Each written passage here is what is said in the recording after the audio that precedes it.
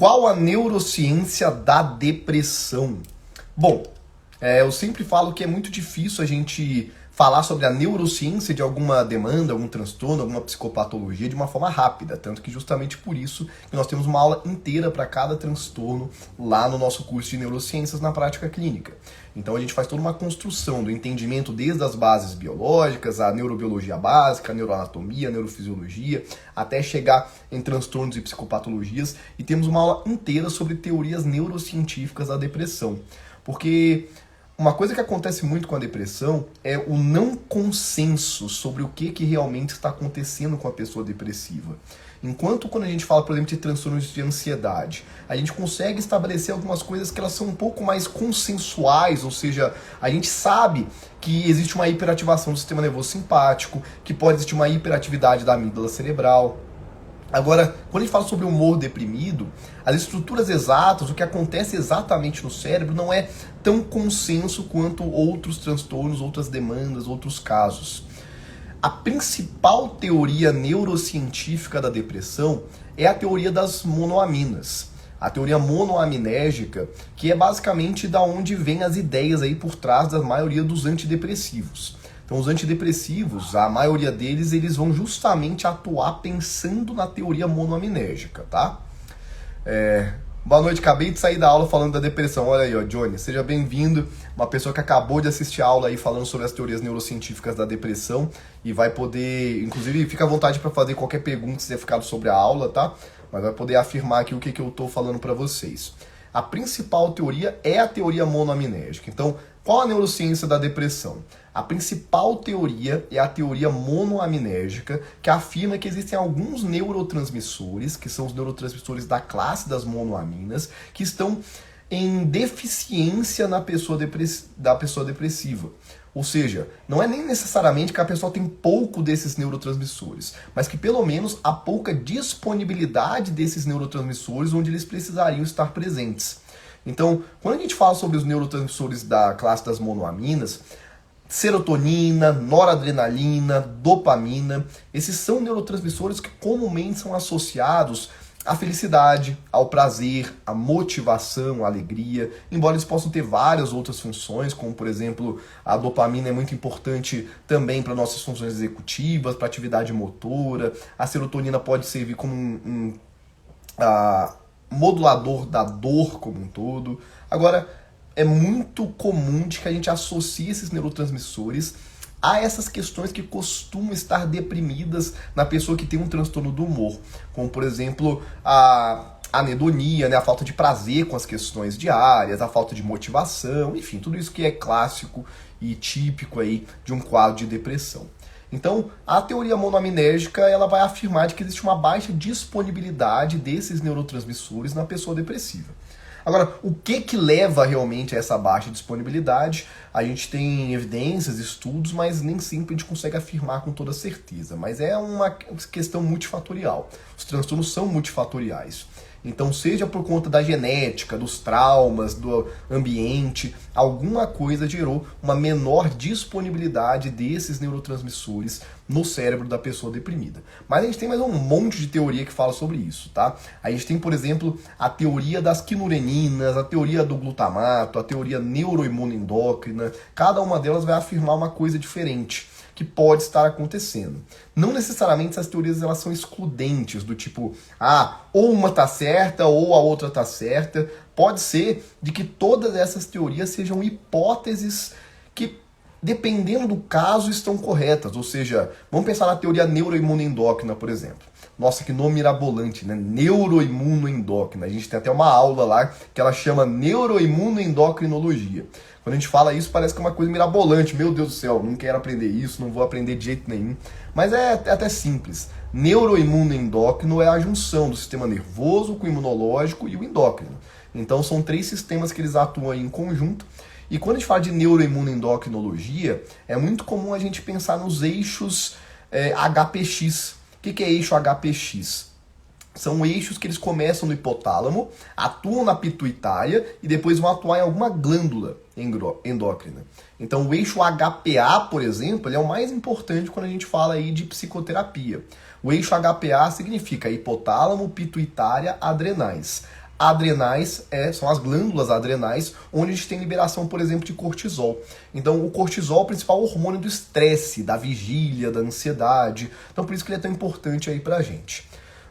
E essa teoria neuroimunoendócrina, ela vai falar de que uma hiperatividade desse eixo HPA, ela pode acabar gerando todo um quadro inflamatório, um quadro de estresse crônico no cérebro desse paciente, que vai levar então a um quadro também de humor deprimido. E aí a gente tem uma associação clara entre a ansiedade, estresse também com a depressão, que é muito comum, pessoas terem esses dois diagnósticos em conjunto, né? Então, pode existir aí diferentes explicações, mas a gente tem uma aula inteira só para falar sobre as teorias neurocientíficas da depressão, e a gente vai ter isso mais destrinchado aí em detalhes por lá, tá? Deixa eu ver as respostas de vocês aqui. Boa noite, boa noite, boa noite. Já comprei, estava vendo aula agorinha. Muito bom. Que bom, Sheila. Seja muito bem-vinda à nossa formação de neurociências na prática clínica. Espero que você esteja gostando do curso. E se você tiver qualquer dúvida, já pode deixar por aqui que a gente vai te respondendo, tá bom? Boa noite, cheguei atrasada. Vai ficar gravado, professor? Sim, nossas lives sempre ficam gravadas, tá? A não ser que o Instagram nos prejudique aqui. Às vezes o Instagram dá doida e resolve não gravar. Mas na maioria das vezes fica gravado sim, tá bom?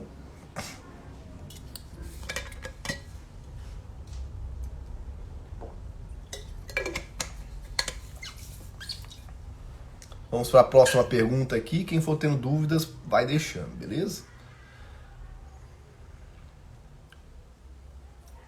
Essa aqui também é boa. Não pode tomar nada de café depois do almoço? Ué, poder você pode fazer o que você quiser. Até fiz um post um tempo atrás falando de que tudo é permitido, desde que você esteja disposto a lidar com as consequências das suas ações. Você pode se entupir de café à meia-noite se você quiser. Você vai estar disposto a lidar com as consequências disso? Essa que é a grande questão. Agora, claro que tudo na vida é uma questão de dosagem, né? Ou seja, eu mostrei um estudo científico para vocês aqui no Instagram um tempo atrás, de que existem evidências de que se você dorme ali por volta de umas 10 horas da noite, se eu não me engano, você não deve tomar café depois de meio-dia, né? Você não deve tomar uma xícara de café depois de meio-dia. Agora, se eu tomar uma xícara de café 1h da tarde, ou eu tomar 5 xícaras de café às 7 horas da noite, a gente tem uma grande diferença, né? Então, tudo na vida é uma questão da gente dosar. O ideal é de que o café ele seja sempre em poucas doses de manhã, porque a meia-vida da cafeína é muito longa, tá? Então, para quem não pegou essa explicação toda aí, por que é que a gente fala que a pessoa não deve tomar café depois do almoço? Porque quando você toma café depois do almoço, muito provavelmente a cafeína ainda vai estar exercendo efeitos no seu cérebro no momento que você for dormir. A meia-vida da cafeína é muito longa. Isso quer dizer que ela fica muito tempo exercendo efeito ali no seu organismo. Então, se você dorme ali por volta de umas 10 horas da noite, depois de meio-dia, você tomar uma xícara de café, muito provavelmente a cafeína ainda vai estar bloqueando os receptores de adenosina no seu cérebro quando você se deitar para dormir. E o que os receptores de adenosina fazem? Percebem o cansaço e induz você ao sono. Então, se a cafeína está impedindo os receptores de adenosina de perceberem essa adenosina, você vai ter dificuldade de se induzir ao sono e ter uma noite de sono de qualidade. Então, o ideal é tomar pouco e de manhã. Agora, tudo na vida é uma questão de escolhas, como eu falei, né? Nem sempre a gente toma uma decisão pensando só no que vai ser o melhor, né? Eu não sou você que é cara chato pra me virar. Você não pode nunca na sua vida tomar um café depois do almoço, mas o ideal é evitar, beleza?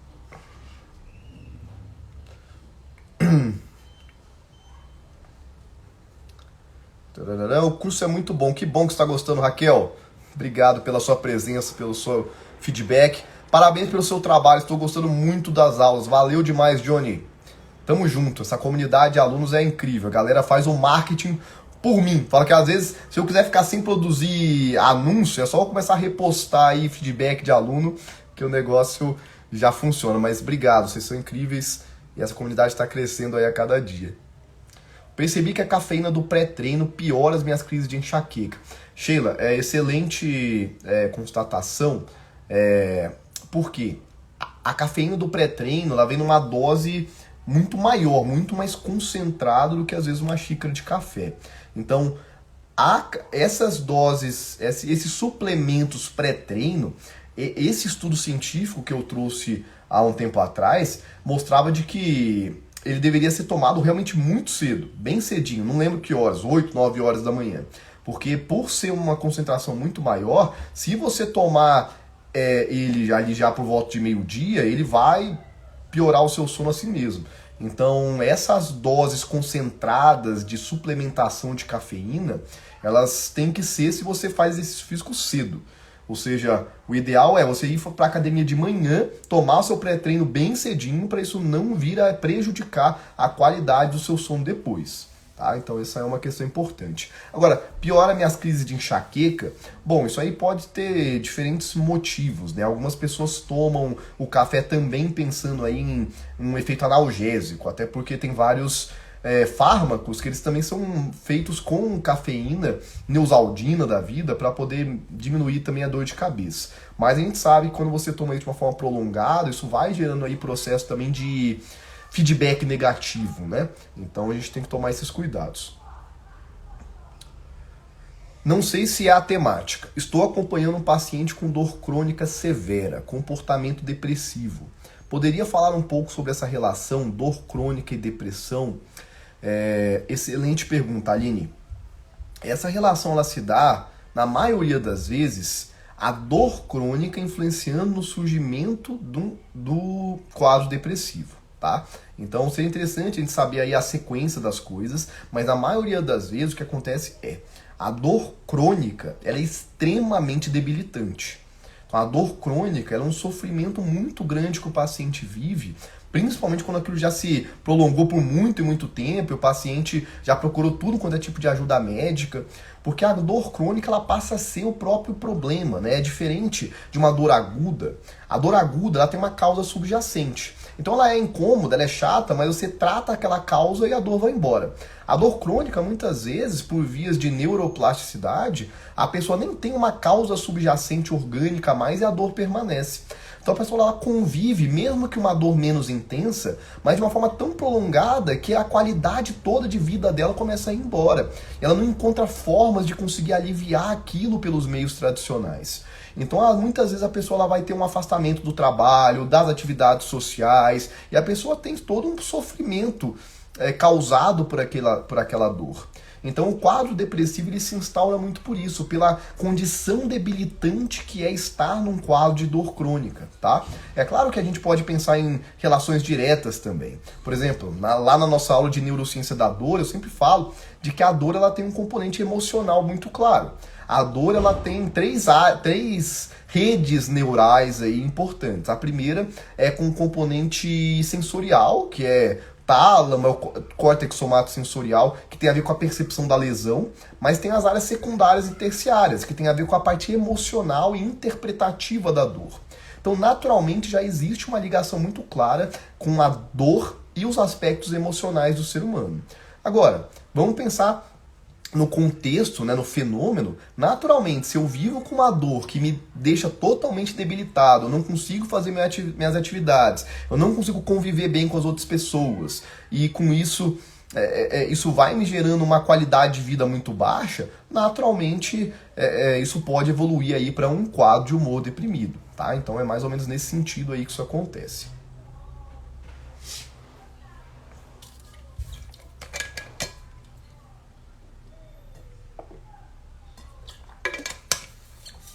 Deu para entender mais ou menos a ideia? Deixa eu abrir mais uma caixinha aqui. Chegou uma pergunta de hipnose aqui. Sempre chega a pergunta de hipnose. Para quem não sabe, pessoal, eu trabalho com ferramentas de hipnose clínica há muito tempo. Então, por mais que hoje aqui o nosso foco seja ensinar neurociências para psicólogo, psicanalista, terapeuta integrativo, hipnólogo, isso, aquilo, a ferramenta da hipnose sempre foi um foco meu. Por isso que vira e mexe chega aí perguntas sobre hipnose, mas deixa eu responder aqui, ó. A hipnose ajuda com medos e fobias? Com certeza ajuda, tá? E a pergunta, é a palavra certa aqui, ajuda, porque a gente tem que entender que hipnose, nós não temos evidências que a hipnose em si, ela consiga ter um papel terapêutico superior aí a uma boa terapia, mas sim a hipnose é uma ferramenta potencializadora de resultados. Então, quando você agrega a ferramenta da hipnose no seu tratamento, você tem chance de ter resultados melhores e mais rápidos por um mecanismo muito claro. Você aumenta o engajamento do paciente dentro do processo. A hipnose, ela se dá a partir de processos ritualísticos, vamos dizer assim. Então, todo aquele ritual da pessoa fechar o olho, imaginar, ela cria uma expectativa de resposta no paciente que faz com que ele fique mais motivado na terapia. E além disso, a gente consegue utilizar algumas exposições imaginárias, que a gente sabe há muito tempo que elas também geram neuroplasticidade. Então, como que a hipnose poderia ajudar com medos e fobias?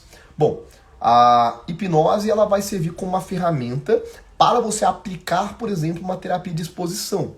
Quando a gente vai falar de terapia para medo, fobia como um todo, o padrão ouro aí seria a terapia de exposição, a dessensibilização sistemática.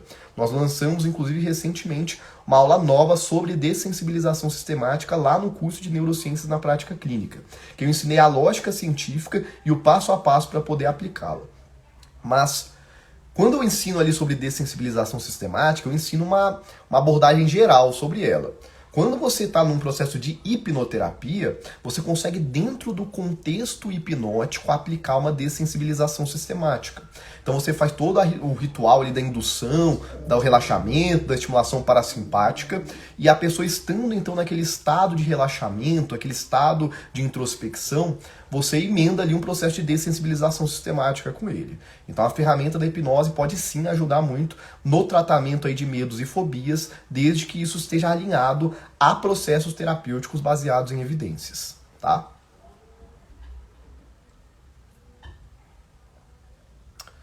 Perfeito, professor, entendido. No curso, a aula sobre dor é incrível. Sugestão, criar um curso voltado para essa temática. Que legal, Aline, que bom que você gostou tanto dessa aula. Falar sobre dor é um tema incrível, eu gosto muito de falar sobre dor, porque é um tema importantíssimo. Como eu falei, o sofrimento de uma pessoa que vive com uma dor crônica é muito grande, então as pessoas que convivem com isso estão buscando mesmo serem tratadas. É um campo que a gente precisa estudar, pesquisar mais. Até mesmo comercialmente é um nicho muito interessante, porque, claro, a gente tem que tomar muito cuidado para não ser mercenário nesse sentido, de explorar ali a dor das pessoas, mas as pessoas estão dispostas a pagar por alguém que consiga ajudá-los com a diminuição de suas dores físicas também. Então é um nicho muito interessante. O Robert Rezende, que é meu sócio da clínica Neuromind, que a gente trabalha junto, já deu vários cursos juntos também, ele é fisioterapeuta e está pesquisando aí também sobre hipnose no controle da dor, e eu tenho até incentivado ele, inclusive, a criar um curso voltado para controle de dor. Não sei se ele está aqui na live, mas quem sabe em breve aí a gente divulga um curso em parceria com ele sobre dor como um todo, tá? Fiz o curso de hipnose e foi indicado fazer neurociências e cá estou. Pô, que legal, então você veio do curso de hipnose. Espero que você tenha gostado da nossa formação também. Nosso curso de hipnose é o Destrinchando a Hipnose, né? A gente tem a nossa mentoria hipnoterapeuta baseada em evidências também. Hoje o nosso foco tem sido realmente muito nas neurociências, mas a ferramenta da hipnose também tenho lecionado sobre ela há muito tempo. Lucas, ainda referente à hipnose, é possível aplicar via online? Com toda certeza, Ana Leitão, com certeza a gente consegue sim aplicar a ferramenta da hipnose online, tá? Eu atendo online há muito tempo também, inclusive pessoas de fora do Brasil, então vira e mexe eu atendo pessoas que se interessam pelo meu trabalho, mas não são daqui, não tem como se deslocar, a gente atende online. Porque aquela ideia da hipnose meio de espetáculo, né? Aquelas apresentações que a pessoa tem que tocar, aí dá aquele empurrão na cabeça, a pessoa cai, aí segura, aí faz cafuné. Quem já viu isso aí, né? Essas apresentações de hipnose aí, elas são muito doidas de vez em quando. O cara vai, derruba e segura a pessoa, começa a fazer um cafuné nela, aí pega na testa, isso, aquilo. Isso é encheção de linguiça ali no processo, que não tem absolutamente nenhum significado lógico, científico ser feito, tá? A gente não precisa tocar na pessoa para poder fazer um processo de hipnose. A hipnose, ela se dá pela comunicação. é a comunicação que é feita para poder induzir ali um contexto hipnótico. Então, você não precisa nem ver a pessoa, desde que você conseguir escutar a voz dela, você já consegue ser conduzido por um processo de hipnose. Então, o online é exatamente o mesmo processo presencial. Claro que vai dar preferência de cada um, assim como a terapia como um todo, né? Então, vamos pensar, a gente tem hoje evidências científicas claras de que a psicoterapia online possui o mesmo potencial de gerar mudança do que a psicoterapia presencial. Mas pode ter ali o fulano de tal de que não gosta de terapia online. E para ele, a gente tem que respeitar o pilar da preferência do paciente. Existe esse pilar muito claro aí na PBE, nas práticas baseadas em evidências, de que a preferência do paciente deve ser respeitada. Então, se eu sou o paciente, eu tenho condições de ser atendido presencialmente, e eu tenho a sensação de que isso vai ser melhor para mim, não importa o que as evidências falam, aquela pessoa ela busca o atendimento presencial. Mas há uma diferença concreta entre atendimento presencial e online, tanto para terapia quanto para hipnose, não, tá?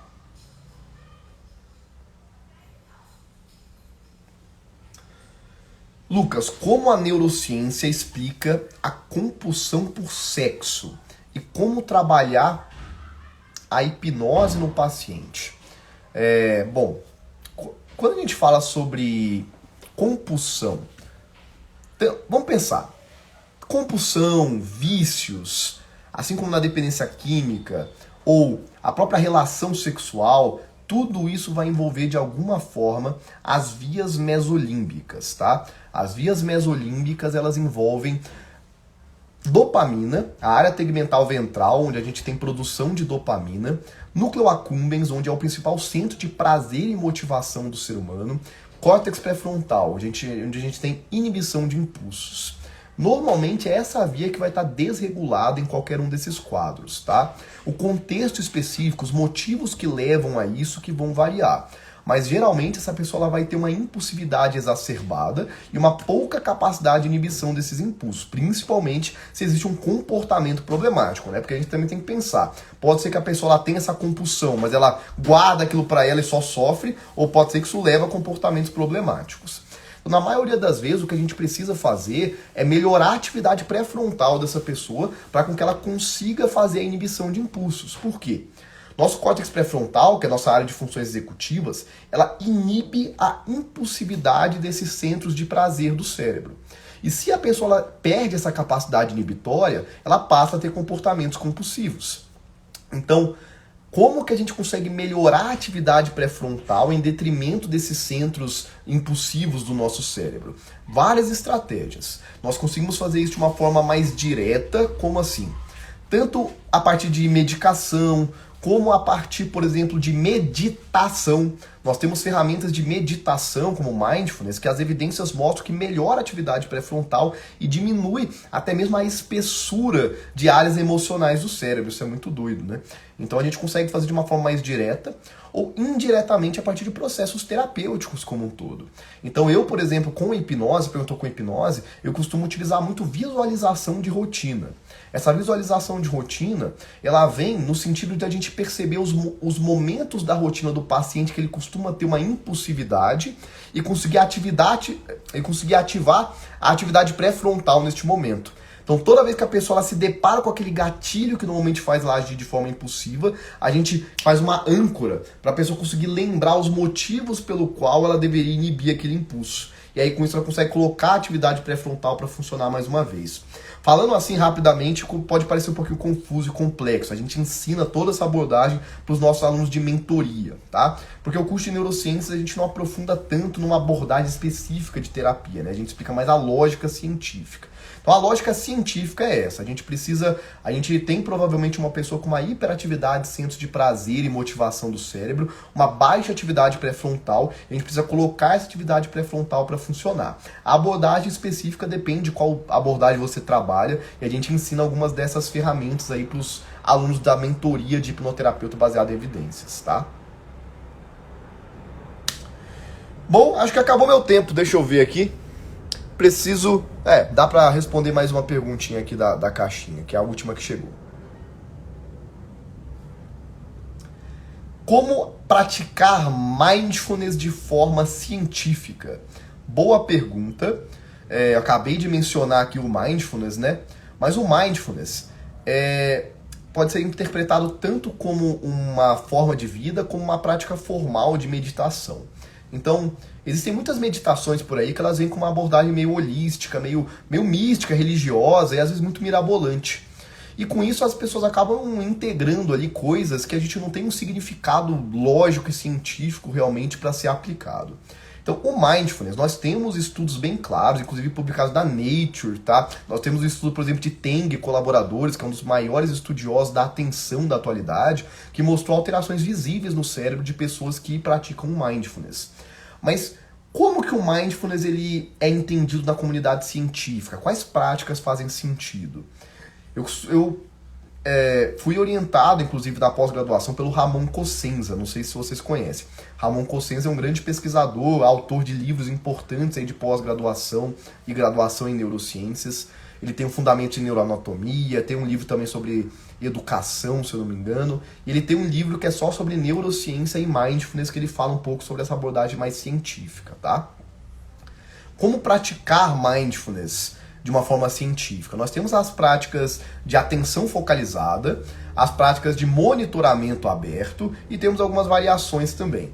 Então, de atenção focalizada, geralmente é você escolher algum objeto, algum alvo e focar exclusivamente nele durante um certo período de tempo. Com isso, a gente treina uma capacidade nossa, uma função executiva, que é a nossa memória de trabalho. O que é memória de trabalho? A gente fala de memória, parece que eu lembrar de alguma coisa lá do passado, mas a nossa capacidade de retenção da atenção numa única coisa durante um certo período.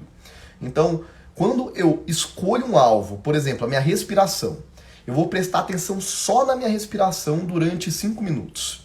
E toda vez que eu perder o foco, eu vou voltar a atenção para a respiração. Essa é uma prática de mindfulness, uma prática de atenção focada, atenção focalizada. Porque eu escolho uma coisa, que é a minha respiração, para ficar focado só nela, e toda vez que eu perco o foco, eu volto a atenção para ela num ciclo ali, de toda vez que minha mente tenta escapar, eu volto ela ali para a minha respiração. Mas uma outra forma também de eu estar presente aqui no aqui e no agora, sem um foco explícito num objeto específico, é o monitoramento aberto. O monitoramento aberto ele vem da ideia de você focar no presente sem uma coisa muito específica. É estar presente no aqui e no agora, em tudo que me cerca, né, em tudo aquilo que é estímulo, mas sem um foco específico num objeto específico, tá? Eu recomendo muito a leitura do Neurociência e Mindfulness do Ramon Cosenza, que foi meu orientador aí da UFMG, que é um livro que ele vai destrinchar a fundo essas formas científicas de praticar meditação e mindfulness. Então é isso, finalizamos as perguntas por hoje. Se você ainda não está fazendo parte da nossa formação de neurociências na prática clínica, corre, vai lá no link da minha biografia, tem uma aula inteira gratuita para você assistir lá no site, com uma apresentação do nosso curso. E você pode vir fazer parte dessa comunidade que está crescendo a cada dia. São inúmeros feedbacks por dia de como o curso está sendo transformador. Eu me sinto muito grato por isso, muito gratificante saber da transformação que o curso está gerando. E acho que na semana que vem nós temos nossa aula, ou é nessa semana? Acho que é nessa semana, não sei, vou conferir. Nós temos nossa aula exclusiva dos alunos, então uma vez por mês a gente tem uma aula no Zoom, que é só para os alunos lá, para a gente falar sobre algum tema. E a gente já está planejando aulas novas para o curso, hein? Então se você é aluno, continua assistindo, bons estudos, vai deixando suas dúvidas, que em breve vem novidade, beleza? Obrigadão, até mais pessoal, até a próxima live, tchau, tchau.